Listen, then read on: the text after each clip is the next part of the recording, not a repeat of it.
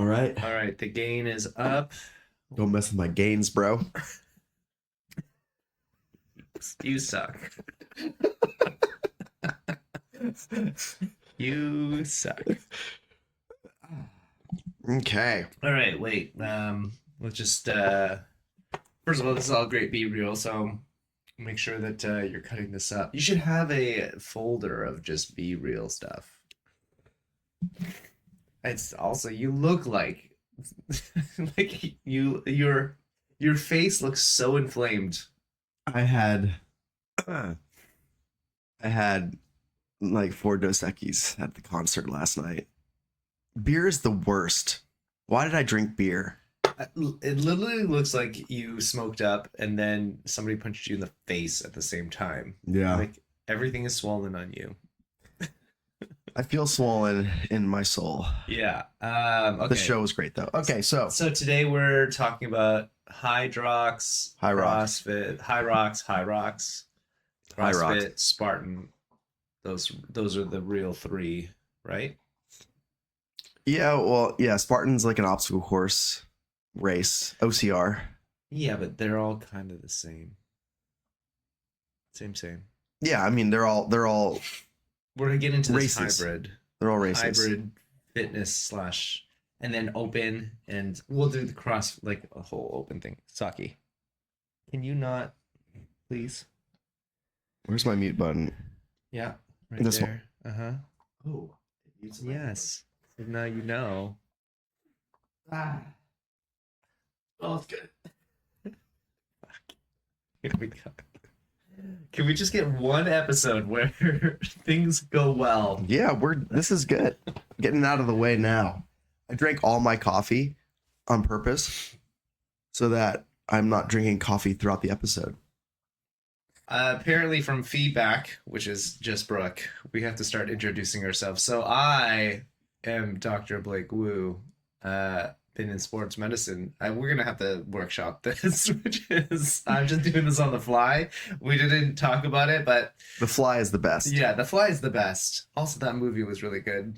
Do you remember the actor? Yeah, Malcolm from... No. What was his name? Jeff Malcolm. It's Malcolm in Jurassic Park. It was Jurassic Jeff Park. Goldblum. Yeah, he's the mathematician in Jurassic Park. Yeah. Chaos Theory. Yeah, Chaos Theory. Right? I don't know. I just made that up. Life finds a way. That's all I remember. Barbasol. Must go faster. Okay. If you understood all those references, then You're also 40. Yeah, you're also 40. Okay, let me fucking start. I didn't. You did this on your own. You're acting like me today. I am Dr. Blake Wu. I've been in sports medicine for a better part of 15 years. And I am the owner-operator of the Sports Pod. And we need to continue to workshop it. That's great.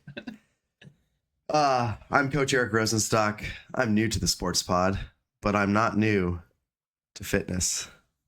Ooh, good tagline. Good tagline. I opened CrossFit Deep in 2009. I've been in the fitness training space for also over 15 years.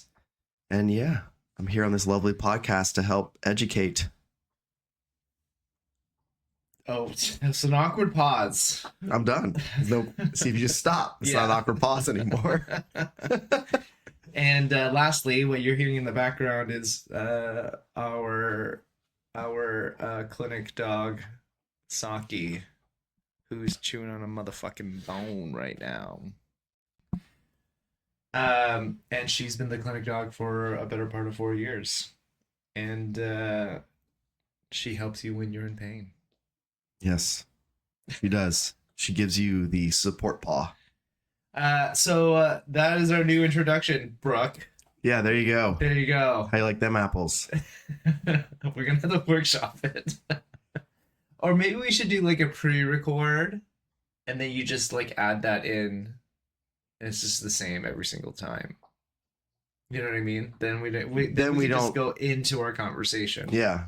But then it might be like weird on the audio levels and video levels. Anyways, that's just not what this. We're overthinking about it. We're overthinking about it. How was the week? The week in review. There's a lot of things happened this week. Yeah. This was a very jam-packed week.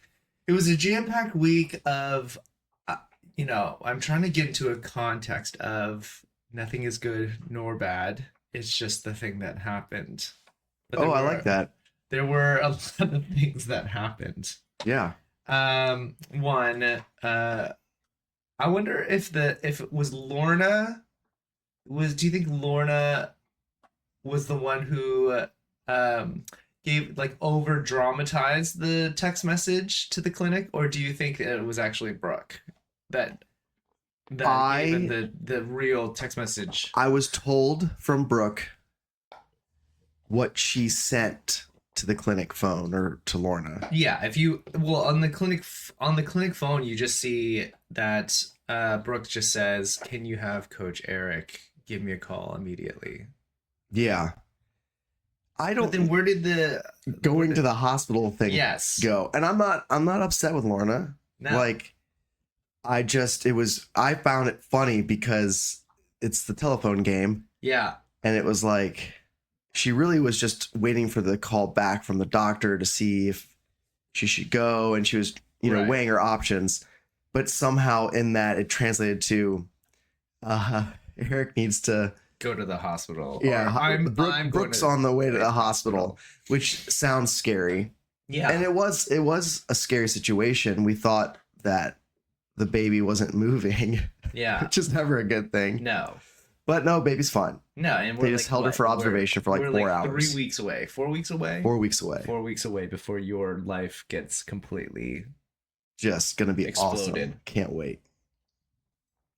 We have a new assistant, Leslie. She started this week.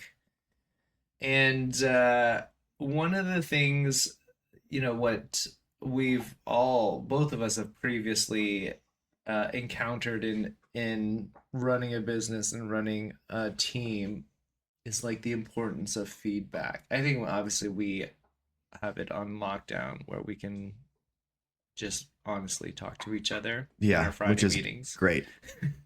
Makes things so much easier. It just makes it, just being able to clearly communicate and then knowing that, we've had conversations even this week, which is do you think she's going to take this very personally? I don't think I'm saying it in a mean way. I think obviously tone matters. Tone matters. I think that obviously I can improve upon tone. But being able to give feedback so directly and knowing that person is not going to receive it personally, I don't know. I just I've had a lot of two-way feedback this week, and one of the things that I'm recognizing is even during these I think this is what just happens with self-growth and being more self-aware is I can, even when hearing feedback, I can I can identify myself being I'm getting defensive and you just need to fucking relax, calm down. You don't have to react to what is being said to you. Yeah. Because I had a situation, and again, another good nor bad, but I had a financial advisor where we just had to split ways. And in that conversation, we were getting into this situation where it was back and forth of I've got the receipts and we're just trying to prove each side is right. And I was we're not getting any closer to where I actually need to be, which is oftentimes we just kind of forget the goal of the conversation in the first place. And you can just get stuck in the minutia of I was right, you were wrong. And how long is that relationship? This relationship been going on for maybe 2 years now. And was it a friendship first? She was in my Goldman Sachs entrepreneur class, and I just think that we are going in different directions. I had expectations, and I need a certain type of I just need a certain type, not, I'm trying to say this in a nicer way, but I just felt like things were just kind of falling in between the cracks, and no fault of either party. we just have to go into a different direction. But we were just getting into an argument, and I was just like, and I during the argument, You I could tell. knew, Yeah. like I could hear her defensiveness. I could identify it, and then I could hear the defensiveness in my own voice. Well, no one likes to get fired. Yeah, I wouldn't say it's fired. I mean, Well- she might have been firing me at that time, which is Yeah. okay. Which, and another topic, maybe we talk about this in a different podcast, but I fire patients all the time.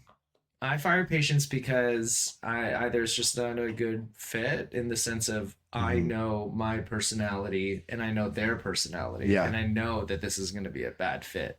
Also, no one wants to come to work and then look at their patient list and be like, "Fuck, I have to see this motherfucker today." Like, Yeah. I mean, I'm lucky where I am in a position where I can fire patients. Yeah. Because I'm seeing patients. Whoa, shit! I want to actually see them, Yeah. not out of a need of like I need to pay bills. Yeah. It's it's a good position to be in. But that being said, I think that she actually, honestly, I think that she was firing me, and maybe she was getting into a situation where she was trying to um put it into a context where Yeah. I was trying to fire her, but really I think that she was firing me, which is okay. I would I would have rathered her just told me the truth. Like, I just don't think that this account is good for us Right. in our relationship. And I would have been like, okay, fine, great. I'm Yeah. just gonna move on. Just like I say you've heard me say this to patients, which is like, I really just don't think This is the right fit. this is the right fit. Yeah. You're gonna hate me. You're gonna hate everything that I do. You're not Right. gonna trust me. You know, you have a Yeah. I can already immediately know, like, you have a different expectation of what Yeah. you think this should be like, and I already know this is going to be a battle.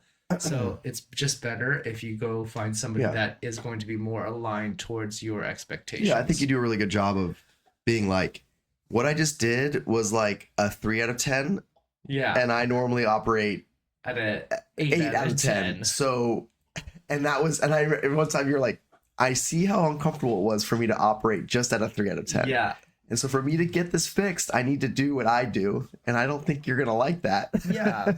I also just think it's so interesting when athletes come in and they're like, I don't want you to do X, Y, and Z. Like, you would never go into an auto shop and be like, I don't want you to use a hammer, a screwdriver, and this machine when Good you're luck. fixing my car, right? Like, why? My other thing is, like, if you knew how to fix this yourself, Yeah, you wouldn't be here. yeah, like, what the fuck? Just let me do my job. It's like that. Those are the type A, like, control freaks that have to. And look, I'm not saying that don't be an advocate of your own healthcare, but I'm also like don't fight your doctor on. It's okay to ask questions, but Yeah. don't be like, you can't use these tools. You're Yeah, hamstringing. don't hamstring me. Yeah. Don't hamstring me. Anyways, it was Don't like tase me, bro. don't tase me, bro. I don't know why. Rainbow. What does it mean? We Okay. can go on memes all day. Oh, yeah. We could do a meme Yeah, we could episode. do a meme episode. It was an interesting week of a lot. Yeah, Yeah, it and was a lot. you've gone through 2 of the 10 things Yeah. that happened. Yeah, And that's not even looking the back whole on it thing. now, it's like, oh wow, yeah, there was like Yeah. every day. Yeah, and then the last weird situation is, look, I just think that is it like what happened to the good old handshake, look you in the eye, and you know That's what I your mean? word. That's your word. You know what I mean? I don't know. I don't I guess that doesn't mean anything anymore these days. feel so old saying that, but like, yeah, it's like a handshake used to mean something. Yeah, I mean, you look somebody in the eye, you handshake it, you make an agreement. You just assume that both They're gonna- parties are going yeah. to hold up their end End of of the the bargain. bargain. And then getting into a situation where, I mean, even communication, obviously, maybe the thread of this little, banter is communication is so key. I don't know what you are accomplishing with ghosting somebody. Well, it's weird.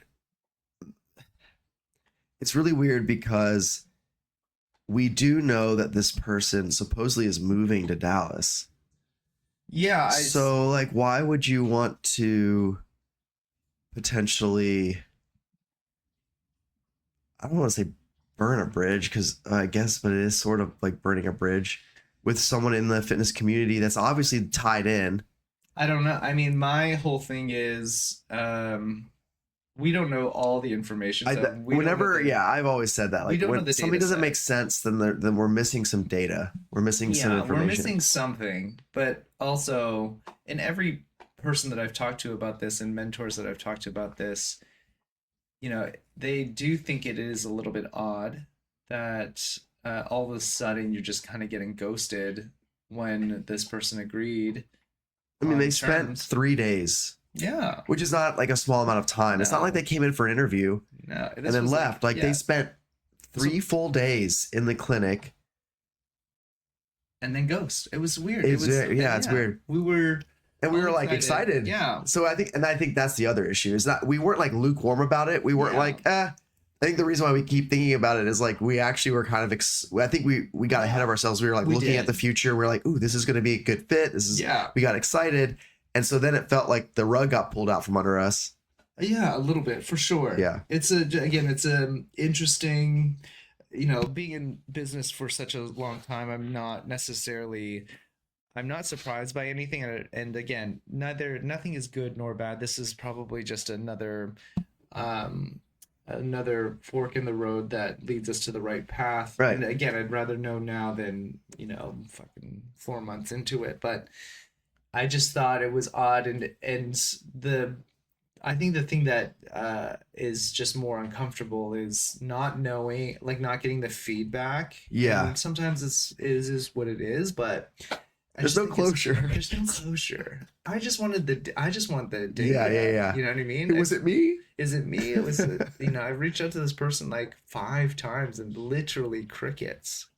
So I hope everything's okay on that person's end. And we might feel like assholes and be like, there's something catastrophic could have happened. His wife texts us like, he's been in the hospital. Yeah, like fuck. Sorry. Yeah. Or maybe he lost his phone. I don't know. There's like a lot of different reasons. So I'm not going to jump to conclusions. I just think just maybe we're just old school, which is again, I doubt anybody who's 20 years old is listening, which is what they're Gen Beta, Gen Alpha. There's so many gens now. I don't know what we're on. Gen V. Do you even know where that reference is? Oh, you don't. From The Boys. Yeah, from The Boys. Sorry, dude, I'm not operating at full capacity. I'm getting there. So today's episode, we're gonna talk a little bit about fitness. A lot about fitness, actually. Yeah. And specifically, the business of kind of like professional fitness. Would you call it professional fitness? At least competition fitness. Let's talk about competition fitness. Both Eric and I have been steeped in CrossFit for a long time. You longer than me.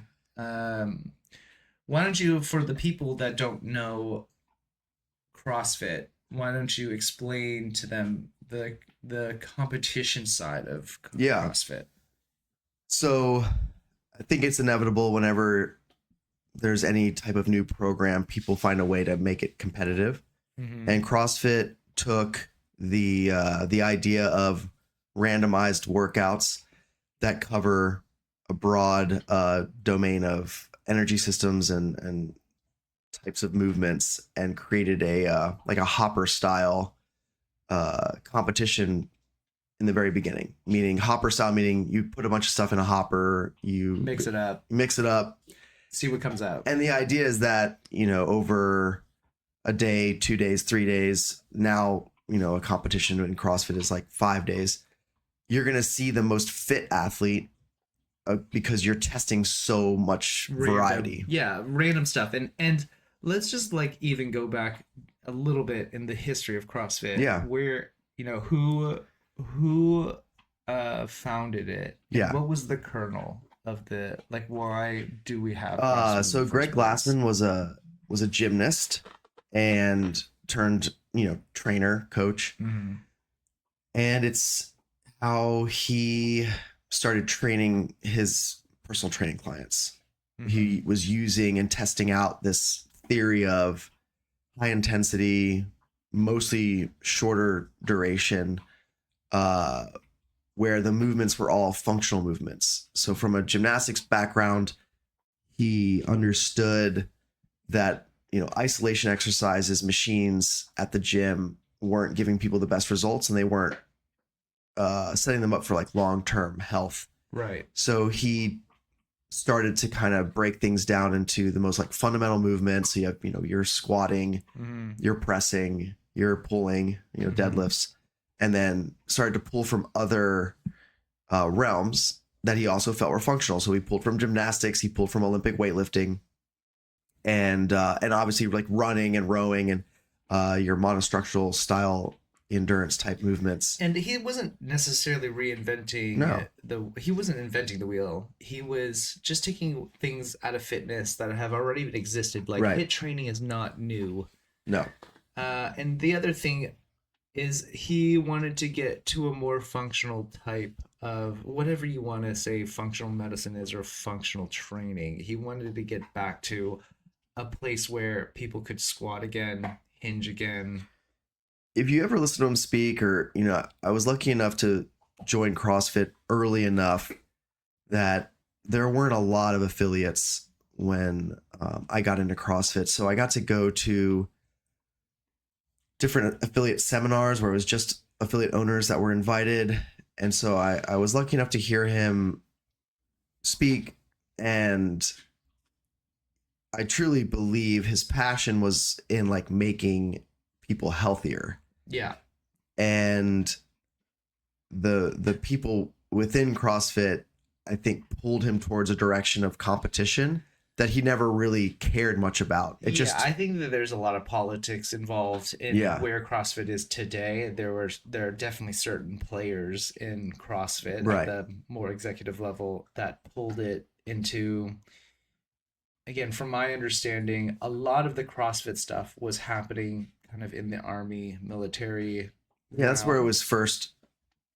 And I mean, the fact that it started in California, there's a lot of naval bases and, so. Right. So then it got pulled into a different direction. It got pulled into a very specific kind of stereotypical. I don't want to say stereotypical, but it got pulled into a very specific I want to say genre. Yeah. Somehow it got to like more. I feel like now or at that time when it was getting really cool, and there was a split between heads there. Yeah. I think what I saw was in the early days of CrossFit, people made fun of CrossFit because of the quality of movement was poor. It was poor. And I agree to some extent. I think the movement quality was poor. A lot of people were getting hurt because the movement quality was poor and people were fucking just doing it at high intensity. And they were skipping steps. Yeah, there was a standard. Mechanics, consistency. No one was upholding the standard. And to be an affiliate didn't mean anything outside of you paid your $3,000. And went to a weekend course that was went to a weekend course that BS. Which again, when the barrier to entry is very low, then you're gonna have some bad actors. Yeah, and because I owned a CrossFit affiliate for so long, I am somewhat naturally defensive of CrossFit, and that's even after. I don't want to say I'm jaded, but like I've seen so many life cycles of CrossFit from being in it for almost 2 decades. But I still am a supporter in the sense that I do think, by and large, the benefits outweigh the negatives with CrossFit. I think naturally people gravitate towards all the negative shit that can happen and all the stuff at the beginning. And I think with CrossFit was extremely popular at the time, and it actually helped push fitness in a different direction. Right. you wouldn't have the F45s in this world without You wouldn't have CrossFit. HYROX. You wouldn't have HYROX. You wouldn't have all these things that now is evolved. Right. I think where CrossFit went wrong, and just my opinion, is a lot of it. I think the things that made CrossFit sticky were community. There was a time, and you certainly remember this, when all the CrossFits in the city were very collaborative. Like, remember when the Open used to be Dallas versus the world, Yeah. where each Open workout was at a different CrossFit Yeah, we gym, rotated. and there was a camaraderie between all the different boxes. And I think what drove that is another area where CrossFit kind of failed is the Open used to be 5 weeks. There was a clear progression in level that you knew the steps and the stages to get to the end goal. Back then, the games, although... Well, let's back up. Let's back up a little bit in the sense of... Yeah. In CrossFit, there was more competition level. Right, you had regionals. Well, you had it started off with sectionals, then they got rid of sectionals and just went to regionals. But at the beginning, you had what we call an Open. Yeah, the Open. Open was CrossFit headquarters would set out standardized workout. You wouldn't know what the workout is. Correct. They would release it, earlier, and then you'd have so many days to complete it. Right.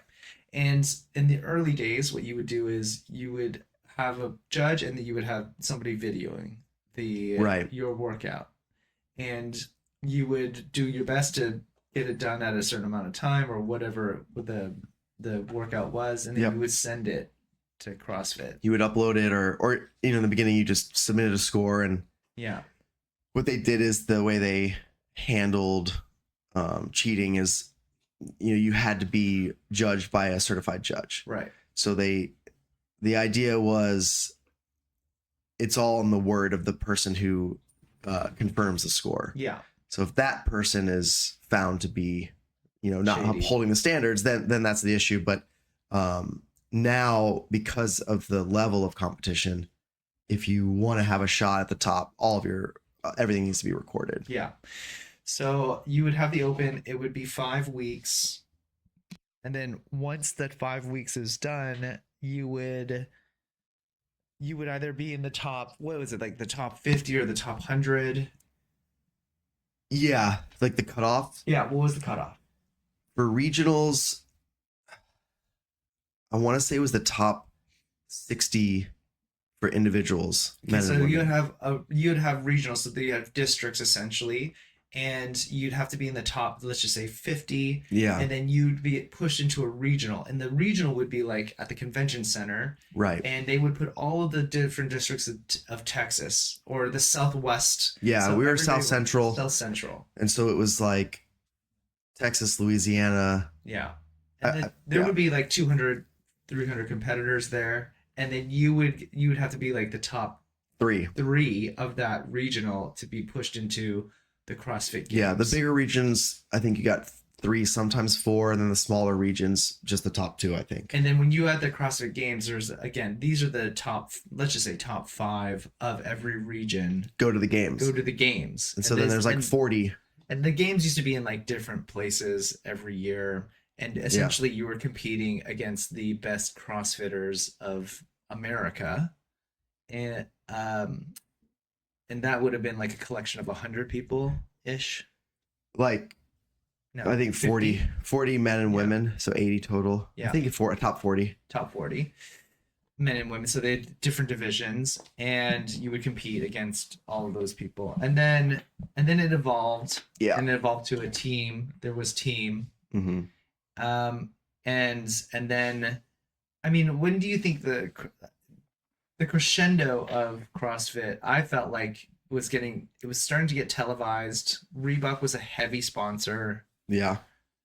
And they had announcers, and yeah, it was, I feel like for me, it was like the Rich Froning years where that peak. was peak CrossFit. Peak was Rich Froning, and then into Matt Frazier.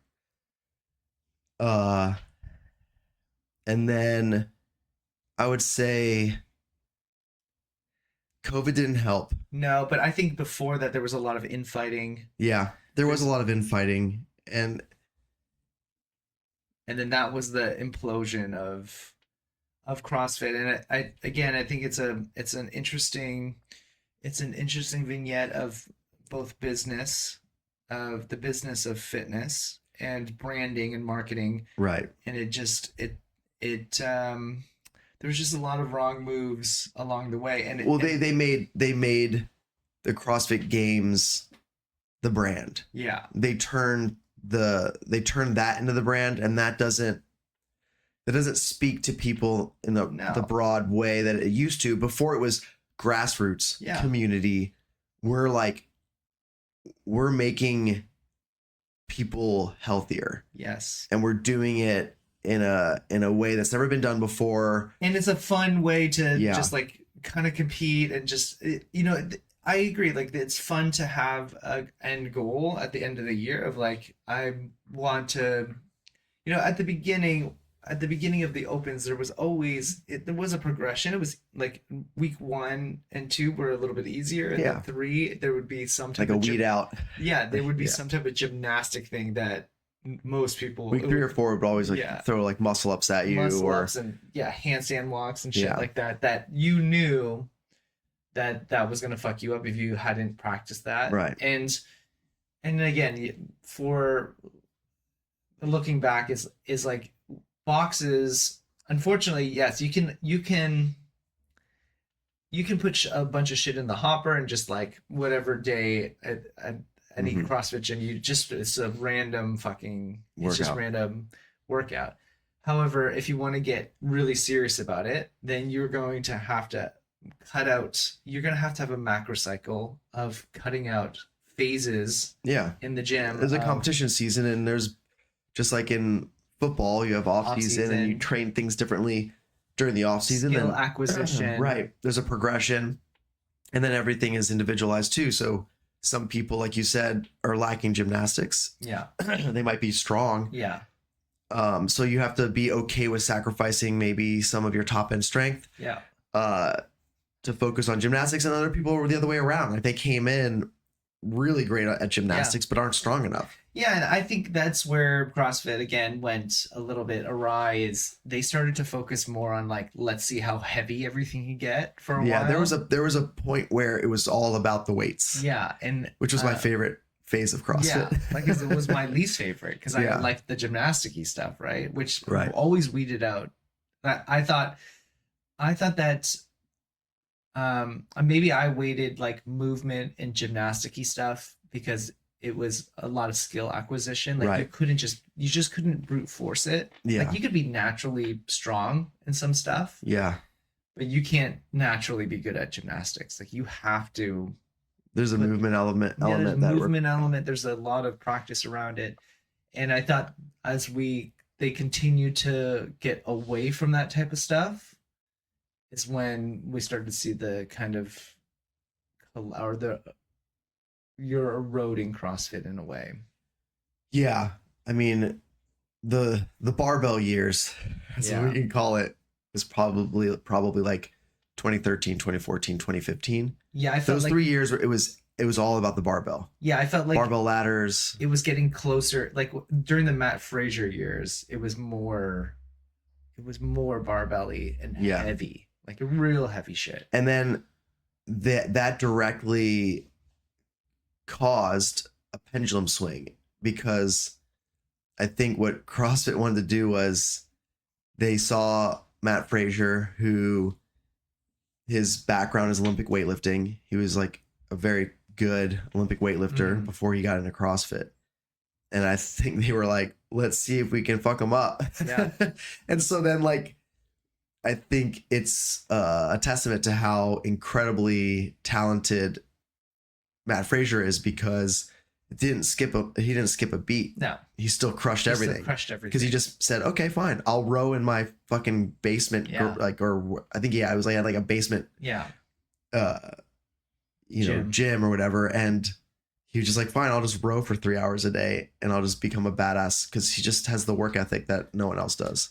Which leads us to the evolution of different Right. competitions, right? So now you're starting to see, Spartan races. You're starting to see as a rise for a little bit, and explain to people what are Spartan races. Yeah. So Spartan races are like, it all falls under the umbrella of like OCR, so obstacle course races, and like mud runs and so forth.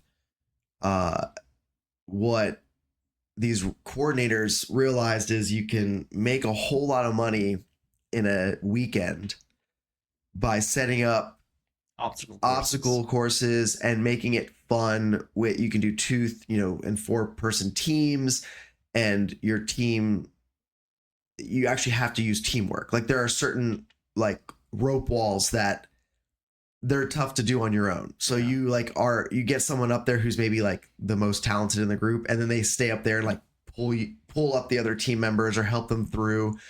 You're doing it's definitely a little bit more inspired by your like army obstacle, like there's like an obstacle fitness test in like the army, and so there's a lot of like prone, army crawl underneath, and one of them had like they're like actually charged, like they're this electric, you electrocute yourself. Yeah, like it's more like if you've ever watched American Ninja Warrior, that like it's like that type of obstacle course. It's like that, but with less upper body. Yeah, with less upper body, and so we started to see. Certainly in those like 2000 teen years, you started to see an uprise of Spartan races. Yeah, and I feel like again where it might have collapsed on itself a little bit is when I feel like at Jerry World somebody had a heart attack and died in one of the. There have been deaths at certain like Tough Mudders, and yeah, it's tough because those races get kind of crazy. It's not like with CrossFit you have like a coach for every single person. Yeah.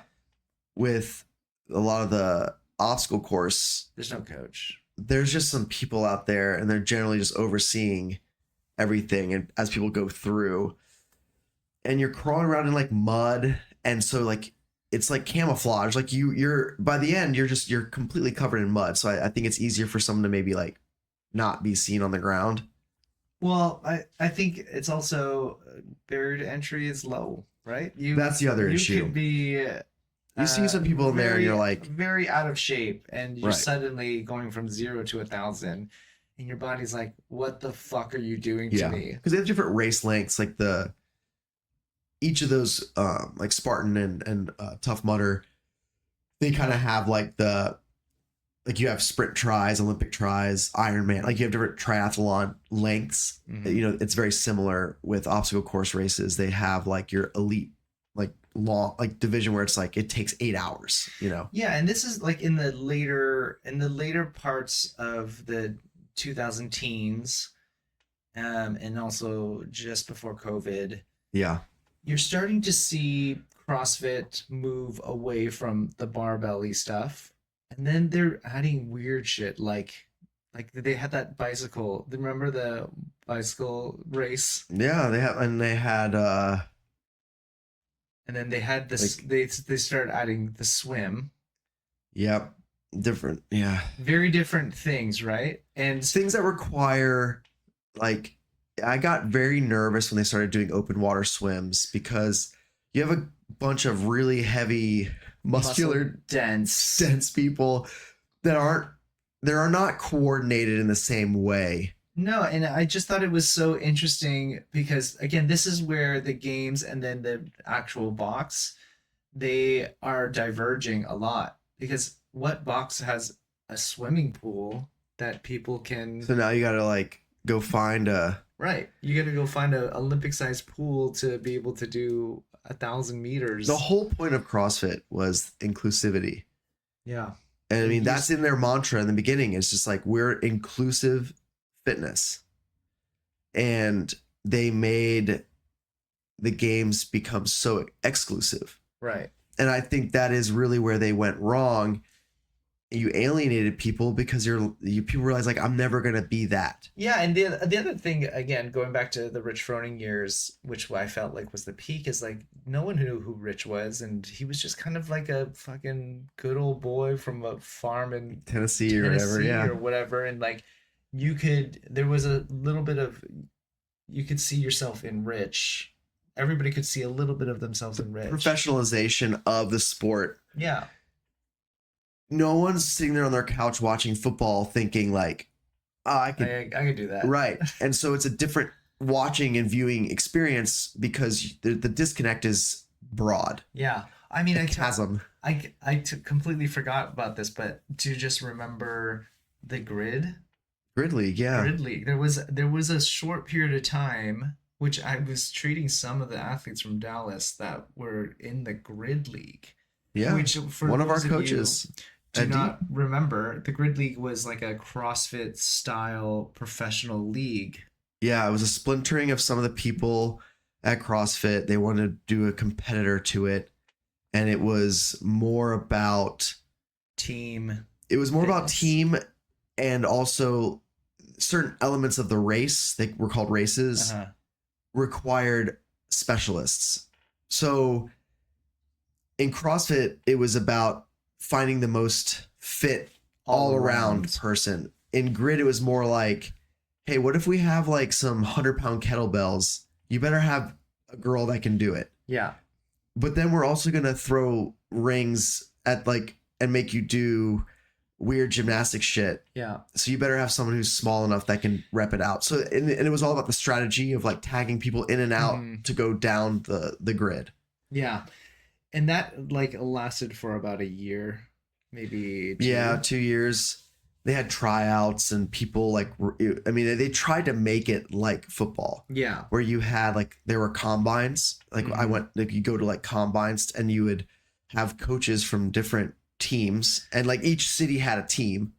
Yeah. And I just remember as a therapist, like, I mean, these athletes just never had an off season. They just continued to essentially CrossFit forever, and then they would just eventually get grinded down. And I'm like, you're at a point where you basically have no cartilage in your knee now. So I don't know what else you want me to do, but it was it's kind of sad because I think what happened was CrossFit became so many people's identity. Yes. And so even though they probably knew that from a professional standpoint, they didn't have what it was going to take to be competitive where you could make a living off of it or sponsorship or, you know, a placement at the highest level, they still needed something to fill that for them. And so Grid became another avenue. Yeah. It was almost like B League. CrossFit games. Yeah.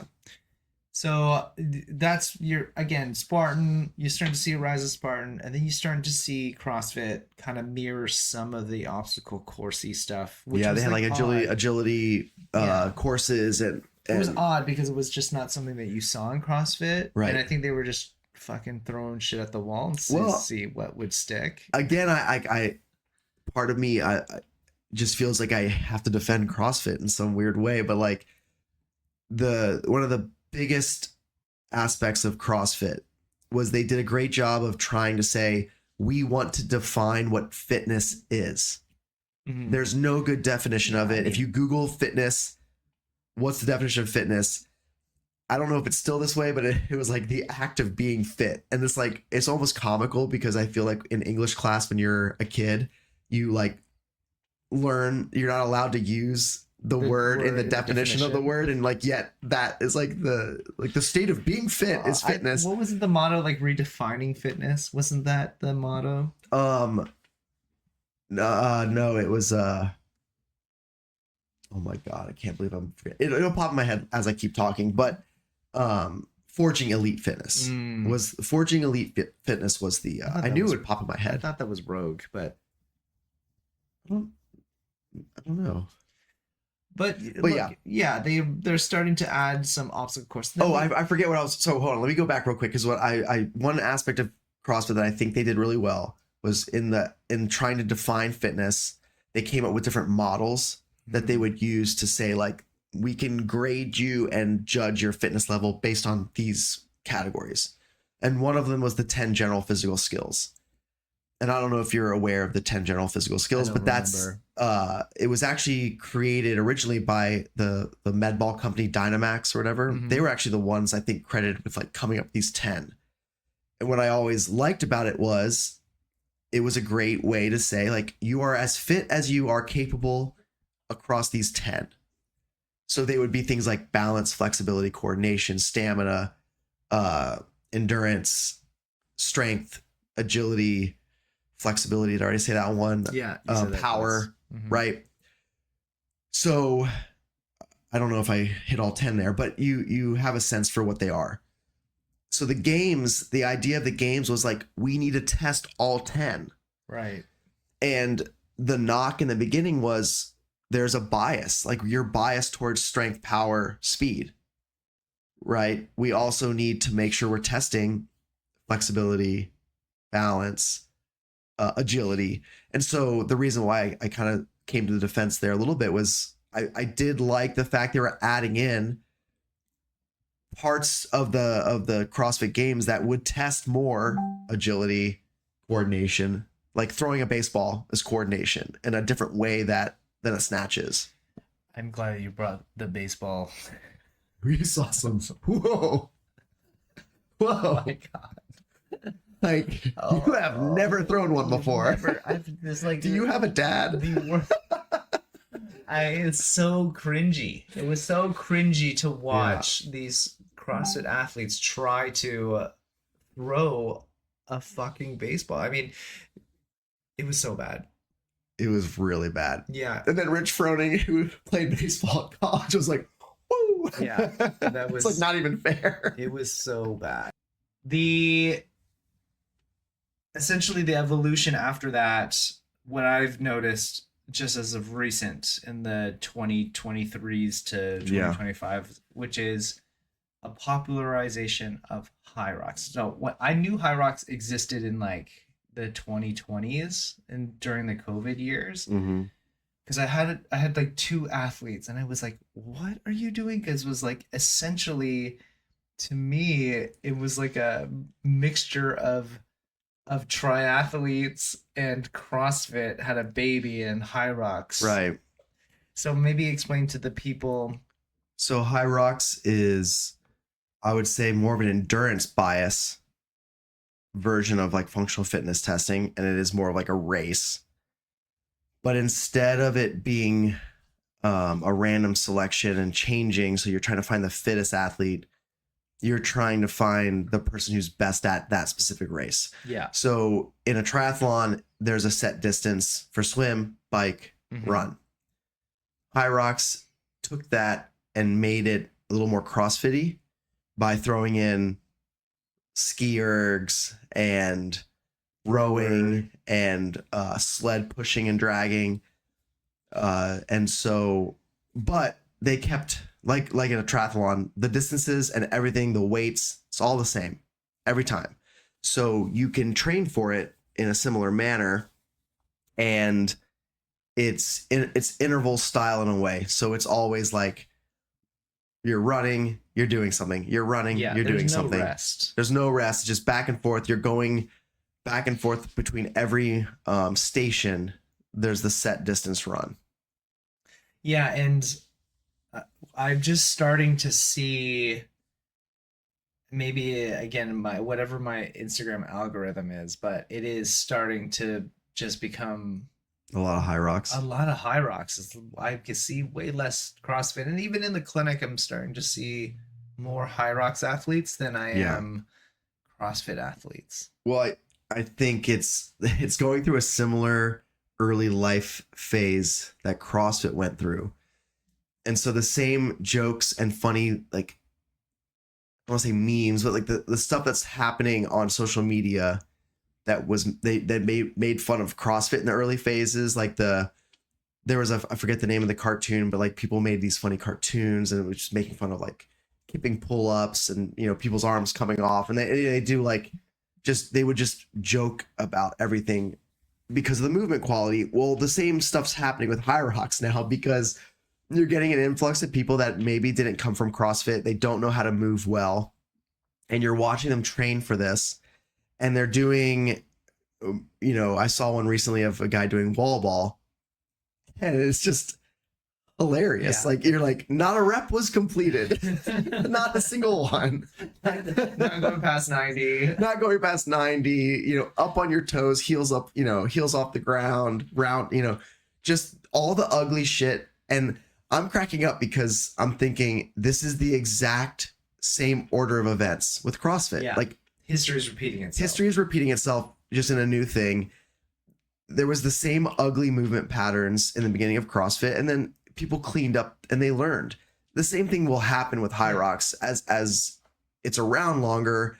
The athletes, the general fitness level of the athletes will improve, and you'll see higher quality movement standards. Yeah, I think that tracks because, you know, early in CrossFit, I was fixing a lot of dumb shit, and it was because people weren't moving very well. Right. And they were not efficient. They were not efficient at what they were doing. And this is what's also happening. Anytime you have some type of endurance where it is a ton of volume, a ton of repetition, and you are just off by an inch, or you don't have the dorsiflexion, or you don't have the flexion It's in the shoulder. multiplied by a higher. It's multiplied by a million, right? Like, it's that adage of a pebble in your shoe is fine for a block, but it's fucking murderous if you're going up a mountain, because Right. it's the sheer. I love that volume. an analogy. It's an analogy, Or but yeah, like it's metaphor. just like the metaphor of like, yes, for a short period of time you can get away with being really shitty at the movement, Right. but you can't do that if it's fucking a 3-hour long race. It's funny that you use that because I've used a similar version of that with athletes where I tell them, like, you're focused on the boulder in front of you, not the pebble in your shoe. Yeah. And over the long term, the pebble in the shoe is going to give you a bigger problem. So it's funny that you use that because I like that analogy a lot. And so what we do a lot at the Sports Pod is we get the root cause of a lot of things is that pebble that's just been there, and you're continuing to just like run over it. And then you're confused why your shit's broken. Yeah, look, I mean, there's a lot of things that you can gloss over from just a brute force standpoint, or a brute, just like some people have motors, like they can just continue to work for 5 hours at a time. Yeah. And like there's something in their brain, like their body that can just switch on like that. But again, you can only cover up so much shit for so long until it starts to fucking leak out, and then things start to get out of control. And I mean, coaching, you know, athletes at the games level and also the regional level, and I was on regional teams, I got to see it ran the gamut of like some of your athletes, they moved beautifully. Yeah. And unfortunately, those athletes were never the best. No. And then because you would sometimes see like a Matt Frazier or a Rich Froning or I'm trying to think of the girl, a Camille. Yeah. They were the rare occurrence where beautiful movement pattern, so efficient. Yes. But also have like the X factor, the engine. Most of the time it was one or the other. So you'd have these athletes that move beautifully, but they just didn't know how to push.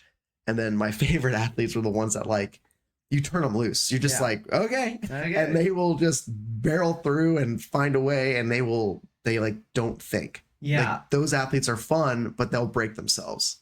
Yeah. So we're getting into a point of like, we're seeing a lot of HYROX, and you're seeing this like this marriage of endurance, like as an endurance athlete, but also like strong athletes at the same time. Cause like they are a different type of animal. I have to say, these people can do some things that I didn't even think CrossFit people could do. Yeah. And so it's interesting to think like, where are we going? Where are we going with all of this? Like, where Yeah. do you think we're going with all of this? Well, I think what we're going to continue to see is like an evolution of both of these.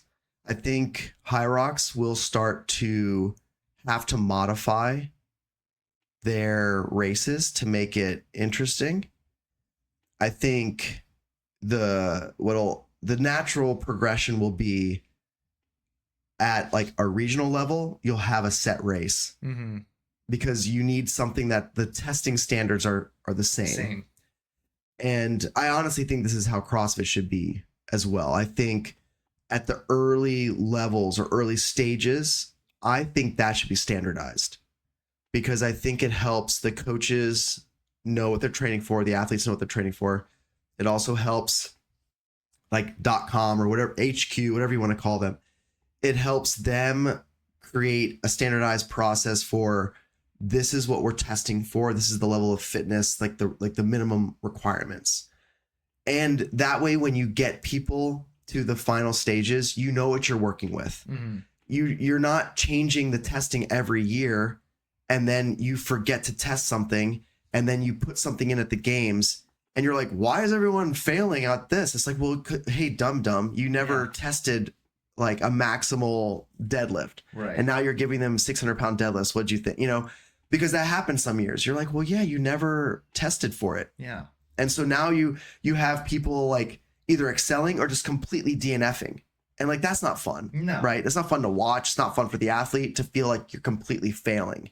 So I think at the early stages, there should be a standardized test. HYROX CrossFit. Right. You say, hey, I need to test these, you know, the 10 general physical skills, whatever. But then I think for HYROX to be engaging and fun is at the elite level, at like the national level, whatever, world level, whatever it gets to, that's where you introduce new things. Yeah. You say, hey, this part of the beginning, day one, we all know what you're doing. Sled like this. Yes. But then we're going to throw 5 things that you've either never seen before or elements at different volume, duration, distance. And we're going to see how broad your training is. Like your fitness. I think for me, that would make it engaging. I would watch that. I think it's interesting. I mean, where do you think CrossFit is trending now? Like, where do you think it's going to be in 5 to 10 years? I think everything's cyclical. So I think CrossFit has not reached its end cycle? Or is nadir? Is that the low and apex is high? What's the lowest point? Is it the nadir? I've been to that low point. There's a word for like, yeah, smoking, drinking, pizza. God, I'm gonna be embarrassed if I use that word wrong. But anyway, I don't think it's reached the bottom yet. You don't think so? No, I think it's gonna die further. You think it's gonna die further? I mean, look, you've seen so many of the boxes not survive. There's, we've gone from like, 20 fucking CrossFit gyms in the city and to like down to like 5 now. Not even. And so I think it's gonna get worse before it gets better. Well, how do you think it's gonna get worse? I think you're gonna see more affiliates de-affiliate or close. There's no point in affiliating. That doesn't make any sense. Right. So, but that was happening like 5 to 8 years ago. Yeah, absolutely. Yeah. Going into COVID, you saw a drop in affiliations and you saw a drop in the amount of CrossFit Level 1 courses. I mean, those used to be filled up within a second all over. We did the math one time and it was comical because I think they were running at one point they had every weekend they had at least like 20 level 1 seminars going on, right? Each one of those level 1 seminars had like 50 people. Yeah. Right?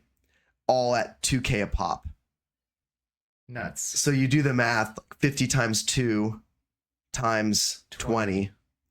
And then you times, 30 weeks Yeah. or more. You know, it wasn't every week of the year. So it wasn't like 52, Yeah. but it was like, and then you get like a stupid number. Yeah. Like, Yeah, I mean, my personal uh, opinion on where CrossFit's going to go is I think that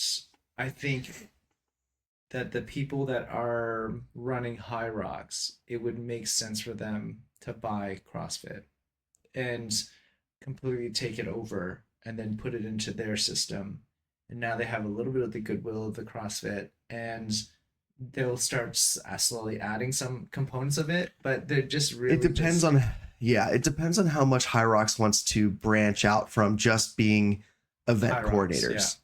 Because right now they don't have to, or they get bought up by F45, which is a much more polished business model. It's not necessarily a better workout, but it makes sense for them to grab the rest of the affiliates and just turn them into F45s, and it wouldn't necessarily be it wouldn't be a big change for them. correct.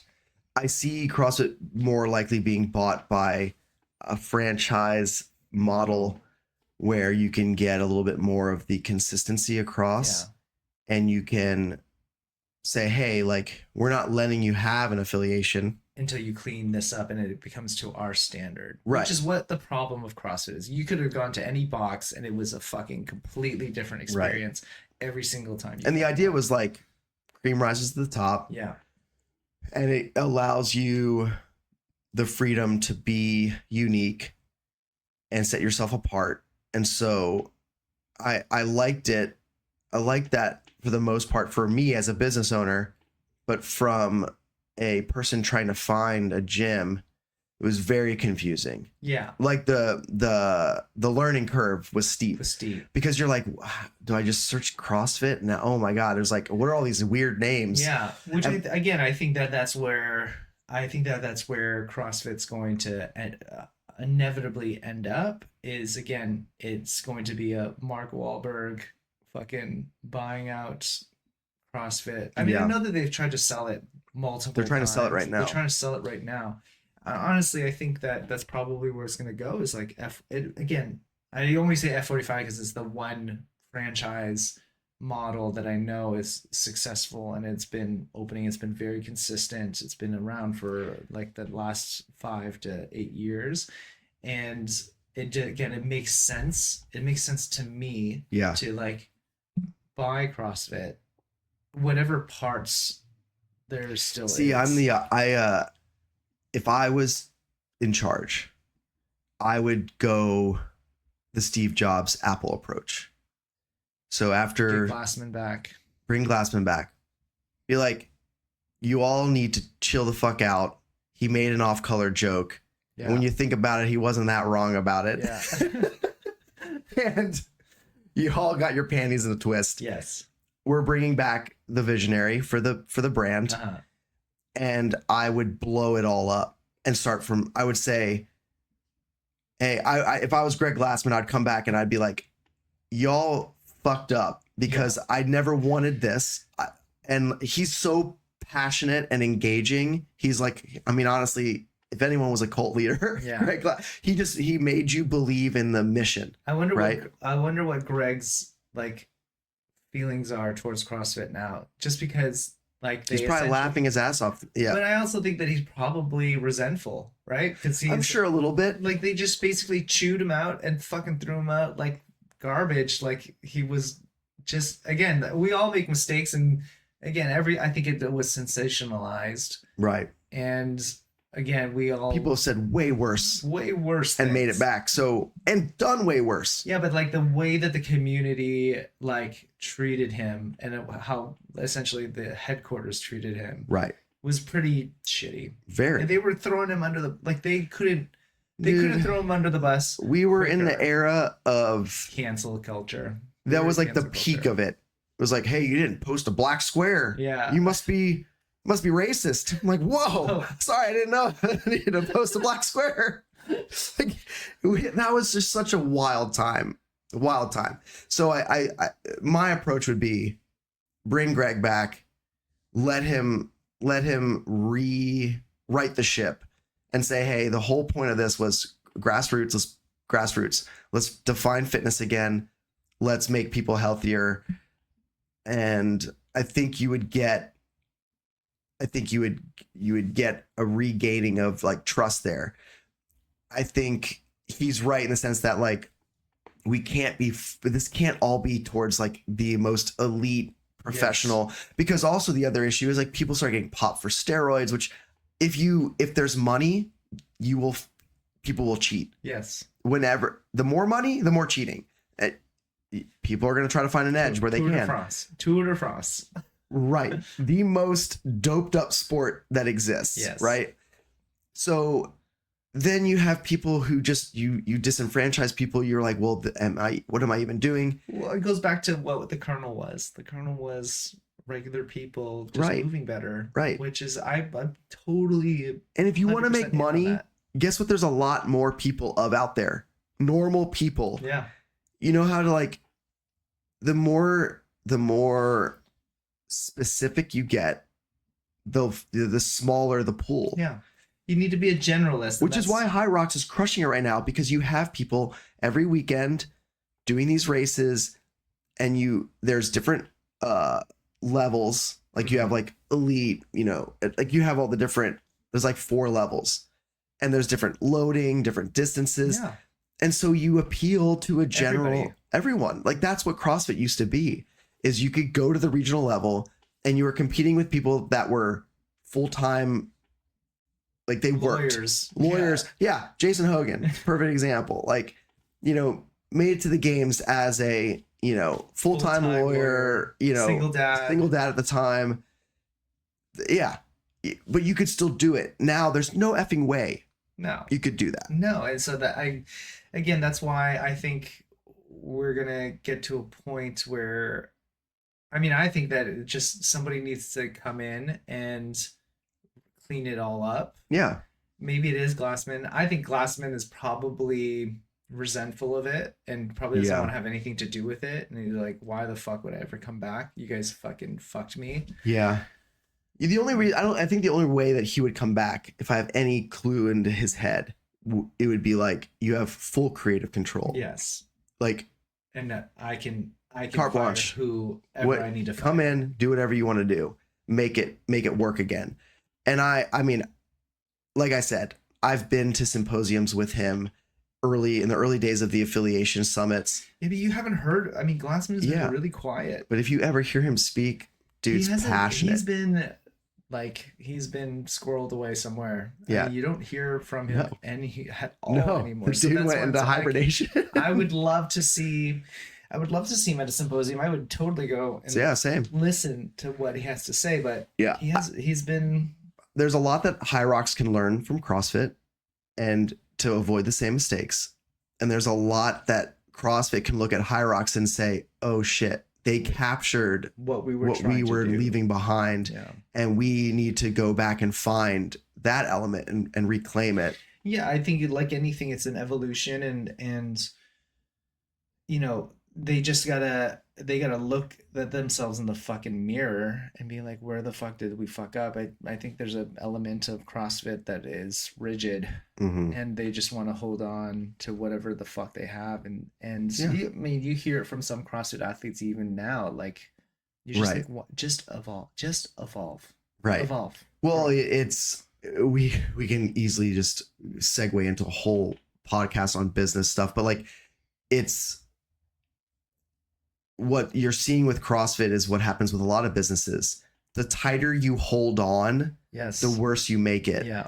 And so they're like, we're losing affiliates. We need to make more money. We're going to jack up the affiliation fee. Yeah, it's like, oh, yeah. Okay. So now you have more people pissed off, then they're going to de-affiliate. So you're just seeing these business mistakes that from the outside, you're like, what? Well, they're reactionary. They're Right. not thinking like the big term. They're just reacting to the situation. Right. So I think that I think we'll see. Time will tell where we are. Right. again, I'm seeing a ton of HYROX stuff. I'm seeing way less CrossFit and Spartan stuff and Tough Mudder stuff. I haven't seen the Tough It's Mudder. good for the sports spot. I mean, Yeah, you're going to it's see great. just a whole new. It's a whole new business model for us. Oh, I mean, it's the you same. pushed a sled with. Yeah, it's the same shit. It's I mean, if you really look at it, it's the same stuff, which is like Right. you're doing dumb shit without. You're pushing yourself to your yourself to limit an edge. without having to write. Yeah. Well, this shall conclude our because Brooke again is asking us to. We haven't come up with our phrase yet. No. Thanks for listening to the Sports Pod. Thanks for listening. Where we're redefining fitness. Forging elite. Forging elite. You know what we should do? Our bit should be just start stealing everything that CrossFit used to be. And just start using all of their marketing material. Right. Because apparently no one understood our bit, which I get. They didn't understand our. I mean, I love bits that are just for me. Yeah. I mean, I thought if we just continued with the bit, it would eventually catch on. Yeah. But maybe people aren't listening to the very end. Or they're like, what? Did it just cut out? Okay, we're gonna continue to workshop that. Right. This has been the SPCAST. This has been SPCAST with Dr. Blake Wu and Coach Eric Rosenstock. Coach Eric Rosenstock, redefining wellness.